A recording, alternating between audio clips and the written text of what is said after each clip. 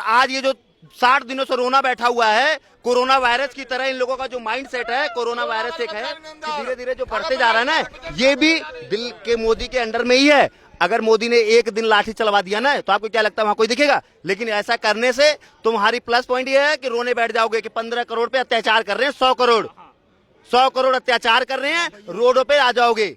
और सुन लो मेरी बात, अभी इन्होंने कहा था मैं और वो ये देश ने जो ये इंडिया जो है ना, ये आंदोलन से बड़ा है, आंदोलन से बड़ा है, आंदोलन से बना है भैया। सुन लीजिए, ये देश जो है ना, ये आंदोलन से बना है। कोई भी आंदोलन को आप दबा नहीं सकते, कुचला नहीं सकते। किसी भी आंदोलन को धार्मिक रूप से देखिए भैया आंदोलन का मतलब बता दो मुझे, आंदोलन का मुझे मतलब बता दो बस। हाँ बताइए। ये जो नारे लग रहे हैं ना, हाँ आपने जो बोला जी, अगर सच में ये नारे लग रहे, गलत नारे, अगर सच में भारत को एक सेकंड चलो, उन्होंने गलत नारे लगाए, उन्होंने गलत नारे लगाए, आपने इसका विरोध किया? नहीं किया, भैया मैंने किया। क्यों? हाँ किए। कब किए बताइए? अच्छा ये बोले कब थे, किस समय बोले थे? डेट बता दो, डेट बता दो। हाँ बताइए। मैं कोई राजनीतिक दल से नहीं, नहीं हम भी नहीं है। हमें कौन सा बीजेपी वालों ने थप्पा दे रखा है क्या कि आप राजनीतिक के हो? नहीं दिया है भाई। हमें एक चीज मालूम है कि हम हिंदू हैं, सबसे पुराना धर्म हमारा है, सनातनी है, हमारे धर्म के ऊपर आँच आएगी तो हमें रोडों पे आना है। और ये तुम्हें सीखना पड़ेगा, ये तुम्हें सीखना पड़ेगा। भैया सब धर्मों को एक मानना। हमारे धर्म में आपने लग रहा है अलग गीता पढ़ रखा है, उपन्यास अलग पढ़ा है, रामायण पढ़ा होगा। गीता ने कभी बोला वो लोग, सुन लो मेरी बात, हमेशा वो लोग हम लोग, वो लोग हम लोग, ये रहेगा और हमेशा रहेगा, आजीवन इसलिए रहेगा। आप यहीं अफजल की बरसी मना लो, टुकड़े टुकड़े गैंगों के साथ रह लो, देश को तोड़ दो, असम के सारे 30% अलग मांग लो, तो ये रहेगा वो और हम। इसलिए रहेगा कि आपकी जो माइंड है, आपकी जो एकता है, वो देश को तोड़ने के लिए है। आप सरकार की बात नहीं माने, चलो सरकार पक्षपात कर रही है, आप कोर्ट की बात नहीं मान रहे हो, कोर्ट पक्षपात कर रही है। राम मंदिर का फैसला आया, आपने बोला कोर्ट पक्षपात कर रही है। 3 तलाक पे आया, कोर्ट पक्षपात कर रही है। तो आप भारत में रह रहे हो कि पाकिस्तान के ओसामा बिन लादेन बने हो यहाँ पे? किसकी बात मानेंगे, किसकी बात मानेंगे बताइए? भैया मैंने क्या बोला कि आप लोगों ने संख्या बढ़ाते बढ़ाते 3 देश ले लिए, आज चौथे का मैं सेकुलरिज्म का जो चादर ओढ़ के बैठे हैं उनके लिए भी कह रहा हूँ। इसमें क्या है ना कि जो हिंदू हैं, सुनिए मेरी बात, जो हिंदू हैं और जो मुस्लिम हैं, वो हिंदू बढ़िया है जो देश के लिए एक है, वो हिंदू बढ़िया है जो देश के लिए एक है, और वो मुसलमान भी बढ़िया है जो अपने धर्म के लिए है, कम से कम अपने धर्म को समझ तो रहा है।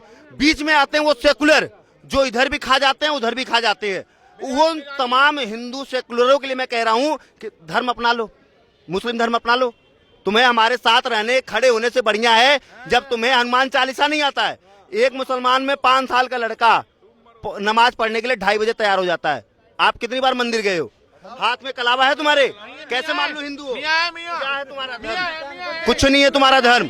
केवल तुम्हें एक चीज ये साबित करना है कि मैं हिंदू हूँ और वो हिंदू है, तो मैं उसके खिलाफ बोल दूंगा तो मुसलमान मेरे को सपोर्ट करेंगे, और सबसे पहले तुम ही लोग। कुछ नहीं है सर। आज सीए को लेकर ही, सुनिए, सीए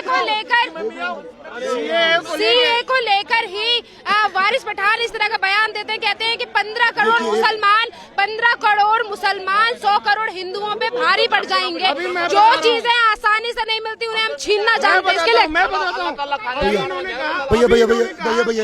भैया एक मिनट, वारिस पठान ने जो बोला गलत है। दिल्ली पुलिस को मोदी जी के अंडर है, अरेस्ट क्यों नहीं करवाती उन्हें? क्यों नहीं करवाती? हैदराबाद में है, गलत बोला है।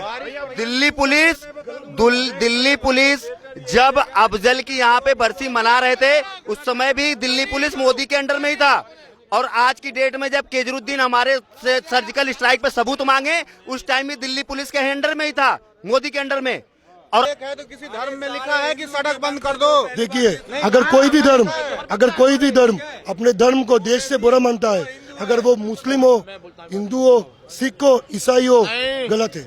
यही प्यार आपका, यही आपकी सोच अगर काश पाकिस्तान में दिखाई होती तो आज वहाँ पे हिंदू 2% नहीं बसते बेचारे, जो खुलेआम मार दिए जाते हैं। कैसी बात करते हो यार तुम? एक सेकंड, इन्होंने अभी थोड़ी देर पहले कहा था कि वो और हम, ये बात मैं पूछना चाहता हूं कि जब जम्मू कश्मीर से कश्मीरी पंडित भगाए गए थे उस समय ये मानसिकता कहाँ थी कि हम लोग एक हैं? उस समय ये लोग तो गांधी को फॉलो करते हैं ना, कांग्रेस पार्टी गांधी को फॉलो करती है। मैं उनसे पूछना चाहता हूं कि कांग्रेस पार्टी अगर गांधी को फॉलो करती थी तो उस समय हम वाला सिस्टम कहाँ था? इन्होंने अभी जैसे कहा कि वो और हम, हिंदू और मुस्लिम आप लोग डिफ्रेंशिएट करते हैं, डिफ्रेंशिएट इन लोगों ने शुरू किया है। कोई भी हिंदू कभी कट्टर नहीं होता है जब तक उसके धर्म पे आंच ना आए। और ये बात जो है, चाहोगे इस चीज को लेकर कि कांग्रेस अब यूपी के मुख्यमंत्री योगी आदित्यनाथ को आतंकवादी बता रही है? अगर योगी आदित्यनाथ को आतंकवादी बता रही है तो मैं कह रहा हूँ योगी आदित्यनाथ जी को एक दिन के लिए आतंकवादी बन जाना चाहिए। और इनको एक आतंकवादियों का काम ही क्या है? गोली मारने का। ये बोलने लायक रहेंगे ही नहीं। एक मुलायम सिंह खुलेआम जब 1990 में गोली चलवा दिए और राम मंदिर के लिए गोली चलवा सकते, उस समय ये आतंकवादी नहीं थे। उस समय ये देश की एकता को बनाए रखने के लिए गोली चलाए थे। ये थी इनकी बयानबाजी। और आज योगी आदित्यनाथ अगर इनके छाती पे चढ़ के वसूली कर रही है तो वो काम गलत कर रही है। मतलब इन लोगों का एक ही चीज है कि कुछ भी आप काम करो मैं उसका विरोध करूंगा। वो आप चाहे उसका हिंदूवादी नेता बनो आप या मुस्लिमवादी नेता बनो, लेकिन आपने अगर हिंदुओं के लिए कुछ कर दिया, हिंदू मुस्लिम कौन बांटता है? हम तो नहीं बांटते। आप इतने 70 साल से यहाँ पे 7% से 30% हो गए। अगर हमने बांटा होता तो आप 30% कैसे होते भाई? हम भी आपको दबा के रखते। आज तक इन्होंने अमेरिका का एक भी खिलाफ आवाज उठाया कहीं से? ने पाकिस्तान ने उठाया? जहाँ पे हर बंदा नंगा होके जाता है केवल पीछे मुस्लिम लगने से, चाहे वो फिल्म स्टार हो चाहे वो इमरान खान हो, इतनी तगड़ी चेकिंग होती है। शाहरुख खान तक के कपड़े उतरवा दिए। उसका विरोध किया उन्होंने? एक बार भी नहीं किया। चीन दाढ़ी बनाने पर प्रतिबंध लगा रखी है, नमाज तो बैन है, बुर्का बैन है, एक बार भी किसी ने विरोध किया? नहीं किया। हिंदुस्तान में आ जाओ तो भैया अफजल की बरसी मना लेंगे, कन्हैया कुमार को अपना बाप मान लेंगे, सरजिल इमाम इन लोगों के रिश्तेदार हो जाएंगे। तब ये सारे के सारे आ जाते हैं सेकुलरिज्म पे कि हमारा जो देश है वो तो सारे धर्मों से मिलके बना है। अरे सारे धर्मों से मिलके बना था, वो एक समय था। और आज की डेट में वही धर्म बढ़ गए।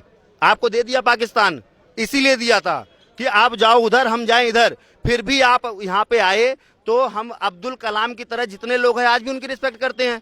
मैं तो नहीं कहता कि राष्ट्रपति जी खराब थे, उनकी सोच खराब थी, वो तो भारत को आगे लेके चल रहे थे, एक धर्म को नहीं। इसी तरह से एआईएम के राष्ट्रीय प्रवक्ता वारिस पठान इस तरह का बयान देते हैं आज कि 15 करोड़ मुसलमान 100 करोड़ हिंदुओं के ऊपर भारी पड़ जाएंगे। और वो ये कहते हैं कि ये लोग कहते हैं कि औरतों को सामने कर दिया, वो कहते हैं कि अभी तो शेरनियां सामने आई हैं तो पसीने छूटने लगे तुम्हारे, अभी तो शेर आएंगे सामने। शेर पहली बात पंचर बनाने से फुर्सत मिलेगा तब सामने आएंगे, ठीक है? क्योंकि कोई ऑफिशियल डॉक्टर या इंजीनियर नहीं है। पंचर बनाएंगे तभी कमाएंगे और तभी खाएंगे। और दूसरी चीज कि ये जो 15 करोड़ की धमकी दे रहे हैं ना, एक बार केवल बीच में सरकार हट जाए तो आप शेरनी भी ले आओ, शेर भी ले आओ और 2-4 जंगल भी ले आना उठा के, फिर भी हम देखते हैं कि कौन क्या कर लेता है। अगर इतनी बोलने की आजादी, एक सरजिल अनुराग ठाकुर ने बोला देश के गद्दारों को गोली मारने के लिए सारे बंदे रोडों पे आ गए थे, सारे रोडों पे आ गए। सेकुलर हिंदू, जयचंद हिंदू जितने भी सोचते हैं ना कि मैं 5 लाख रुपए महीने का कमा रहा हूँ, इंजीनियर हूँ, मैं हिंदू हूँ, तो 5 लाख से तुमसे भी ज्यादा पैसा कश्मीर में था जो अपनी माँ बहनों को छोड़ के आए थे केवल इसी धर्म के प्रति एकता नहीं होने की वजह से। आज भी वही हो जाएगा। यहाँ पे अपनी एकता दिखाने के लिए आप लोगों को ये नहीं है कि मैं ड्यूटी छोड़ दूं, नौकरी छोड़ दूं, सुबह शाम कम से कम मंदिर तो जाओ, पता तो चलेगा ना कि हमारा धर्म क्या है। आप सोच रहे हो कि मैं महीने में कमा रहा हूं तो मैं सबसे बड़ा राजा हूं। अरे तुमसे बड़ा राजा तुम उस भिखारी की तरह हो जो कल की डेट में अगर लागू हो जाए कि एक संविधान मानना पड़ेगा मुसलमानों द्वारा तो आपको मानना पड़ेगा। मैं ये नहीं कहता कि सारे मुसलमान गलत है, अरे भैया बहुत सारे सही हैं, बहुत सारे गलत है, लेकिन एक हिंदू के बयानबाजी पे वो सारे एक हो जाते हैं तो वो सारे ही गलत हैं। और एक मुसलमान बयानबाजी करता है, वारिस पठान का कितने लोगों ने अभी तक ट्वीट किया है कि उसने गलत बोला है? एक भी नहीं। एक सरदार दिख रहे थे मेरे को जो कह रहे थे कि मैं अपना फ्लैट बेच के वहां पे भंडारा चला रहा हूं, बाद में पता चला कि ओवैसी के पार्टी के प्रवक्ता हैं दिल्ली में। तो ऐसी अफवाहें जो फैलाई जा रही थी और उसी अफवाहों पे सबने ध्यान दिया, उसके बाद हकीकत किसी भी मीडिया ने नहीं दिखाई। रवीश कुमार को जो अपना बाप मान के चलने वाले क्या दिखाएंगे वो लोग? सच्चाई क्या है, एकता क्या है? ये देश का बेड़ा गड़क करने वाले एक जो बीच में सेकुलर बैठे हैं, चाहे वो इस धर्म के हो चाहे वो उस धर्म के हो। कम से कम मुसलमान जो भी हैं वो 15 करोड़ एक तो हैं। आपके यहाँ पे कितनी एकता है, कितने लोग एक हो? एक भी नहीं हो। सारे बंदे किसी भी, अगर हम कुछ बोल रहे हैं धर्म के लिए तो कितने लोग यहाँ पे सोच रहे होंगे कि यार ये तो गलत कर रहा है, ऐसे कैसे मुसलमानों को बोल रहा है। अरे भाई ये मेरे देखो ना कि कश्मीर में कितनी माँ बहनों को छोड़ दिया गया, जिंदा जला दिया गया। आप ये देखो ना असम में, ये दिल्ली में आ जाओ, ब्रह्मपुरी में 50 लाख का मकान 5 लाख में बेच के भाग रही है। जिस मंच से वारिस पठान इतना विवादित बयान देते हैं और उसी मंच में मौजूद होते हैं असदुद्दीन ओवैसी, जो कि उनसे कुछ कहने की बजाय मुस्कुरा रहे होते हैं इस तरह के बयान सुनकर। देखिए ओवैसी जी का तो यही ठेका ही ले रखा है उन्होंने कि मैं कुछ भी करूंगा, अपने धर्म को एकता रखूंगा, मैं उनके साथ रहूंगा और उसे पूरा विश्वास है कि ये मेरे लोग हैं, ये हमेशा मेरे साथ रहेंगे। एक शर्जिल इमाम को पकड़ने के लिए 5 राज्यों की पुलिस लग सकती है, तो वारिस पठान कितने खतरनाक बयान पे अभी तक उसको गिरफ्तारी क्यों नहीं हुई है? अब कहाँ चली गई बीजेपी सरकार? सब कहते हैं ना कि हिंदुओं की नेता है, हिंदुओं की सरकार है। ओवैसी 100 बार बोल चुके हैं देश के खिलाफ, क्यों नहीं गिरफ्तार करती इनको भी गिरफ्तार करो। कन्हैया कुमार को क्यों नहीं गिरफ्तार करते जब केजरीवाल कह रहे हैं कि मेरे से क्या मतलब है, केंद्र के अंदर में पुलिस आती है तो पार्टियां एक नहीं होती हैं, पार्टी किसी धर्म की नहीं होती हैं, वो सरकार चलाती हैं। वो देखती हैं कि अगर उसको गिरफ्तार करूंगा वहां का रिएक्शन क्या होगा। अभी एक माहौल इनसे समझा नहीं जा रहा। आपको क्या लगता है शाहीन बाग जिस दिन बैठे थे, इतना ही शाहीन बाग कम से कम 50 यूपी में बना था, लेकिन योगी जी ने 10 मिनट में खत्म कर दिया, बनने ही नहीं दिया शाहीन बाग। यहाँ पे क्या हुआ कि बनने दिया, इनको बाकायदे मेहमानों की तरह नवाजा गया कि आप बैठो, हम आपके साथ हैं। हम भी गए थे, मैं भी गया था वहां पे, 10 मिनट में हटा दिए, जेल में डाल दिए बिठा के, रात में 10 बजे छोड़े, जबकि हमारी कोई गलती नहीं है।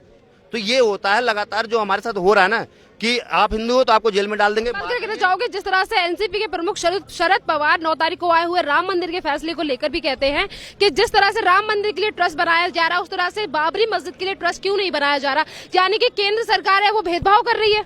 एक बार भी उन्होंने ये बताया कि जिस तरह से हज हाउस यात्रा करने के लिए 1100 करोड़ रुपए अखिलेश जी ने बनवाए हैं गाजियाबाद में, वैसे ही कहीं अमरनाथ यात्रियों के लिए ठहराव के लिए क्यों नहीं बनाया जा रहा है?